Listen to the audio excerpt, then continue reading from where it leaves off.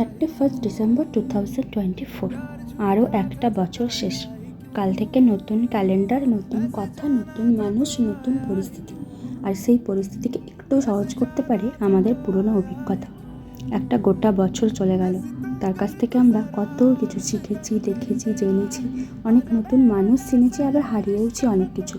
আর আমাদের লাইফ, আগের বছর যাদের সাথে কাটিয়েছি তাদের সাথে বছরটা শুরু করেছিলাম, কিন্তু তাদের কারোর সাথে হয়তো কথাই এখন বন্ধ, বা কেউ হয়তো অনেক দূরে। এখন যাদের সাথে কাটাচ্ছি, বছরটা শুরু করছি ঠিকই, তাদের সাথে হয়তো এই বছরটাও শেষ করতে পারবো না। এই দিনটা আমি কোনো দিনই সেলিব্রেট করতে পছন্দ করি না। একটা গোটা বছরের শেখা না শেখার হিসেব করেই দিনটা কেটে যায়। তাও এদের সাথেও কিছু স্মৃতি তৈরি করে রাখা, পরের বছর অন্য কোথাও বসে যদি মনে করতে পারি।